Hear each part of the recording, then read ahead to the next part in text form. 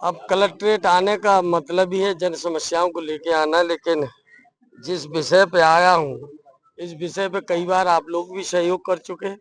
आप लोगों ने भी आईना दिखाने का काम किया, लेकिन इसके बावजूद भी सत्ता संरक्षित जो जिले के भूमाफिया हैं वो पूरी तरह निरंकुश हैं और उनके सर पर सरकार का इतना बड़ा नशा चढ़ा है कि उस नशे में दोष उनका भी नहीं है, क्योंकि सरकार का नशा इतना बड़ा नशा होता है कि वो तमाम सारे जो देश और दुनिया में नशा है उन सबसे बड़ा नशा सरकार का नशा होता है। और जिसके सर पे सरकार का नशा सवार हो जाए उसे दुनिया में सारे लोग कीड़े मकोड़े की तरह दिखाई देते हैं। उनके सामने मानव और मानवता, सरकार और प्रशासन, अधिकारी और कर्मचारी, सारी चीजें उनके सामने भोनी होती हैं।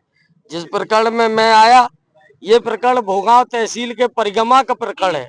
आपको जानकारी होगी, उसके संदर्भ में धरने में भी मैं बैठा था। उसके संदर्भ में स्वयं एसडीएम साहिबा ने एक नहीं दो बार जाकर के सीओ साहब ने, एसडीएम साहब ने खुद जाकर के पैमाइश कराई। पैमाइश कराने के बाद वो नहीं माना।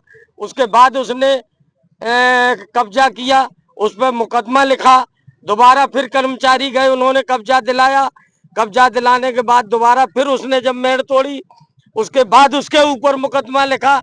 उसके बाद ये मेरे पास कागज है जिसमें जब SC ST आयोग में शिकायत की, SC ST आयोग में DM साहब की तरफ से लिखकर ये जवाब दाखिल हुआ है कि पीड़ित पक्ष को कब्जा दिला दिया गया। दखलनामा मेरे पास है। और इसके बावजूद भी हर फसल पर वो मेड़ तोड़ करके कब्जा करता है। और बड़ी बात यह है कि जिले के प्रथम अधिकारियों के पास भाजपा के बड़े नेताओं के साथ वो चैम्बर में बैठा यहाँ मिलता है।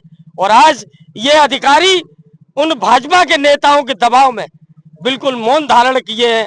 मैं आपके माध्यम से मैं अधिकारियों से अनुरोध करने आया हूं कि कम से कम आपने जब पद की शपथ ग्रहण की थी तो आपने संविधान का वास्ता दिया था। उसी संविधान के वास्ते में, जिस संविधान और कानून के तहत मैं अपनी बात रख रहा हूं, उसी संविधान और अधिकार के तहत मैं अधिकारियों से निवेदन करता हूं कि आपको ने जो संविधान की कसम खाई है, कम से कम उस संविधान का संरक्षण देते हुए आप न्याय की कुर्सी पे बैठे हैं, न्याय दिलाने का काम करें। और भारतीय जनता पार्टी के वो तमाम नेता ये बात दिमाग से निकाल दें, ये समाजवादी पार्टी के लोग हैं, समाजवादी पार्टी की भूमि है। तुम जितना तांडव करोगे, तुम्हारे हर तांडव का जवाब तुम्हारी भाषा में तुम्हें देने का काम करेंगे।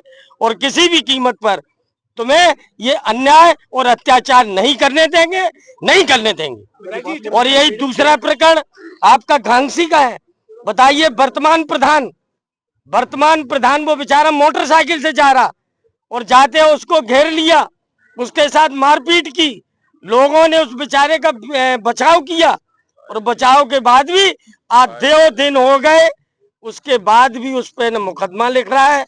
और भारतीय जनता पार्टी के नेताओं के दबाव में पूरा प्रशासन पंगु बैठा है। सरकारें आती जाती रहती हैं। तो क्या जीरो टॉलरेंस की जो बात कर रहे हैं? अरे जीरो टॉलरेंस उनके भाषणों की एक सुव्यवस्था है। बाकी जीरो टॉलरेंस कितना है आपसे बेहतर कोई नहीं जानता है। सच बात यह है कि लोगों को आज इस सरकार में अपनी इज्जत, अपनी आबरू, अपनी जमीन और जायदाद बचाना मुश्किल है। लोग तड़प रहे हैं। अधिकारी चाहते हैं कि मैं काम करूं, लेकिन अधिकारी इन नेताओं के दबाव में और सरकार के दबाव में पंगु और लाचार बने बैठे हैं।